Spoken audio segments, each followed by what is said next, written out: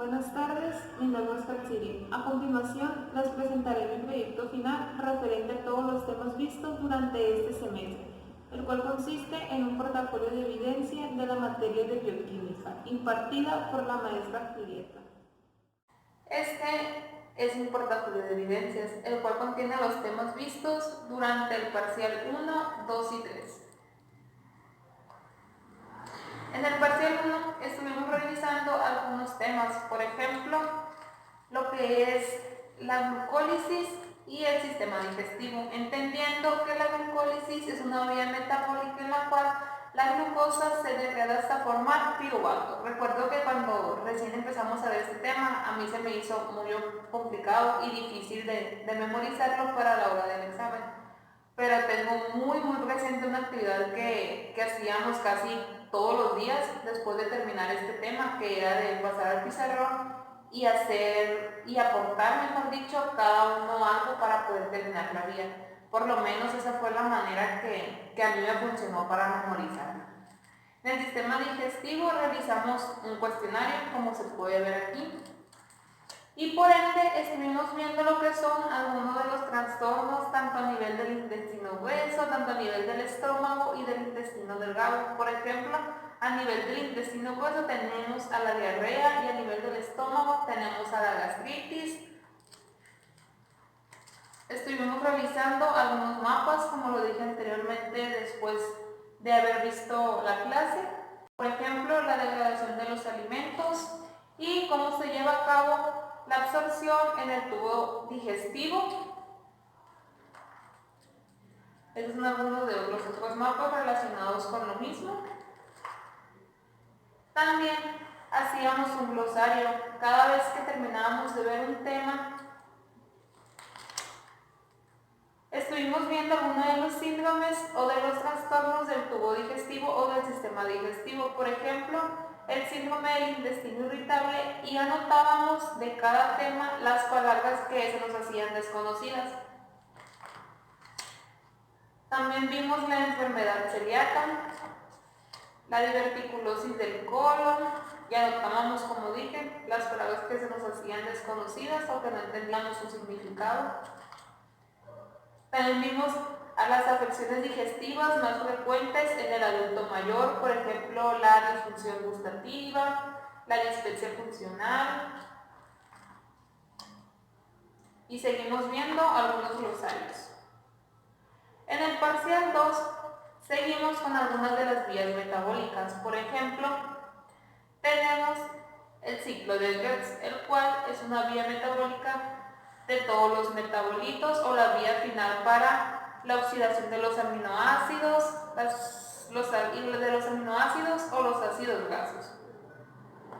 Se compone de 8 reacciones, en el cual el oxaloacetato se condensa con acetil-CoA para formar citrato, y cada una de estas reacciones está catalizada por una enzima.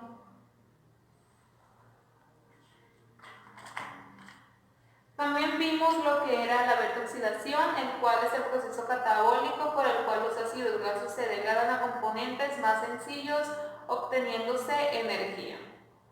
También vimos la biosíntesis de ácidos grasos y posteriormente la biosíntesis de los triglicéridos y del colesterol. También estuvimos revisando un artículo de una reseña que fue de tarea. El tema era por qué se tienen los triglicéridos elevados en sangre, la causa de la elevación. Vimos también lo que era la cadena respiratoria, la cual consistía en un proceso exergónico y un proceso endergónico. El proceso exergónico consistía en la cadena transportadora de electrones y el proceso endergónico consistía en la fosforilación oxidativa.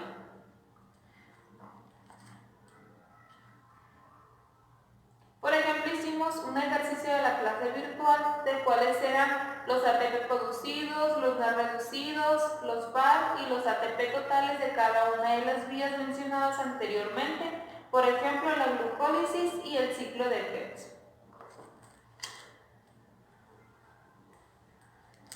Aquí, igual mismo, es un mapa el cual nos habla habla sobre el ciclo de Krebs y los ácidos que participan en ellos, las enzimas que forman cada reacción. Por ejemplo, como lo dije anteriormente, el oxaloacetato actúa con acetil-CoA por medio de condensación para formar citrato, el isocitrato se convierte en isocitrato, el isocitrato por medio de una descarboxilación se convierte a alfa-cetoglutarato, el alfa-cetoglutarato se convierte a succinil-CoA, el succinil-CoA a succinato, el succinato a fumarato y el fumarato a L-malato. En el parcial 3 comenzamos con lo que era la cetogénesis y como primera actividad realizamos un mapa mental, el cual consistía incluir e incorporar algunas de las vías metabólicas que estuvimos realizando anteriormente. Por ejemplo, este hace referencia a la cetogénesis, al ciclo de Krebs. También revisamos lo que era la cetoacidosis diabética. Por ejemplo, esta es una de las complicaciones agudas severas de la diabetes tipo 1. Se presenta en 35 a 40% de niños y adolescentes. Vimos la patogénesis, los factores precipitantes, por ejemplo, son las infecciones, el diagnóstico, el tratamiento y algunos de sus tratamientos. Por ejemplo, existe el tratamiento hídrico, la utilidad de los coloides, el tratamiento con insulina o bien la administración de glucosa. Y algunas de las complicaciones de la cetoacidosis por ende. Además, al término de esta actividad estuvimos realizando algunos de los términos que no entendíamos. Por ejemplo, yo no entendía al inicio lo que era cetonuria, vasodilatación, glucosuria, isquemia mesentérica, polidipsia, qué eran los coloides, no lo entendía, qué era la hipocalemia, etc. El ciclo de Krebs es una ruta de oxidación de todos los combustibles metabólicos. Además, es una ruta final común para la oxidación de los aminoácidos, los ácidos grasos y los azúcares. Este ciclo, y algo muy importante, es que suministra intermediarios biosintéticos, por eso se considera que tiene naturaleza anfibólica. Y cada una de sus reacciones, que son 8, se llevan a cabo en la matriz mitocondrial. Además, el ciclo se compone de 8 reacciones y cada una de ellas está catalizada por enzimas. También se considera que este ciclo es una vía cíclica porque el oxaloacetato, que es producto final de la última reacción, también es sustrato de la primera reacción con la acetil-CoA para formar citrato.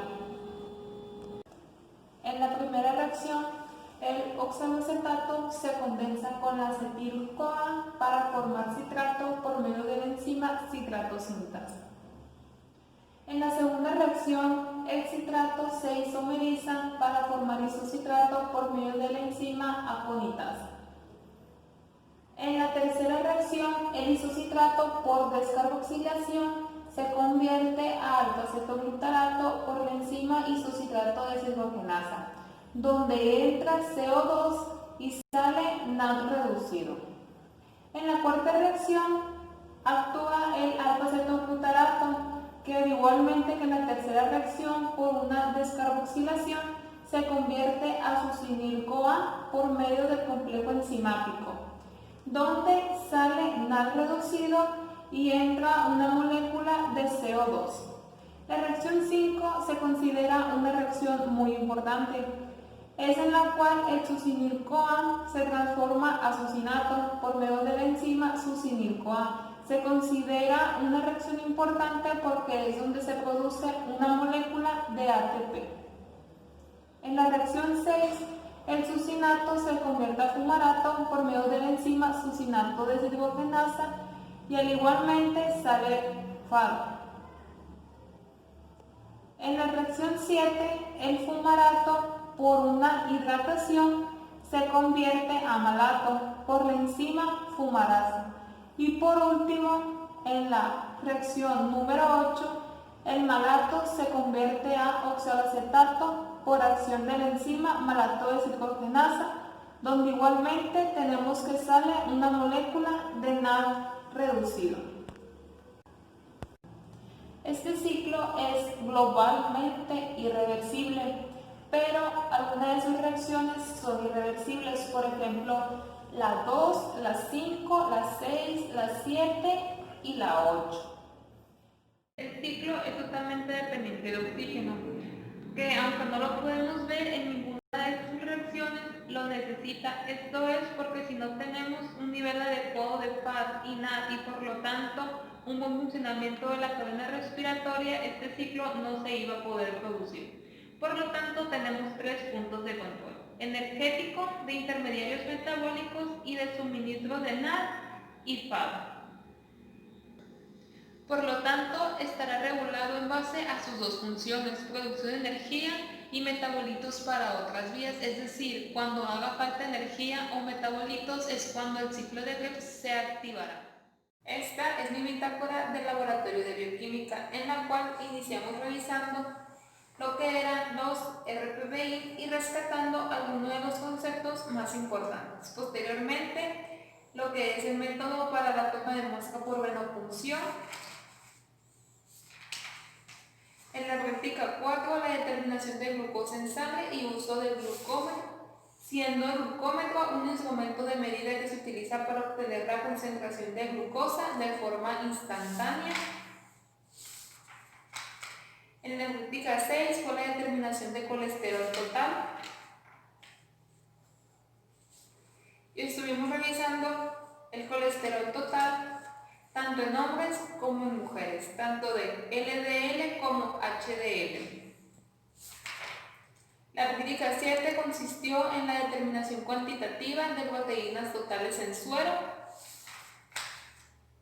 La práctica 8 fue la determinación de creatinina en sangre por el método colorimétrico cinético. Y por último, la práctica 9 consistió en la determinación de ácido úrico en sangre por el método enzimático colorimétrico. Y esto ha sido todo de mi parte.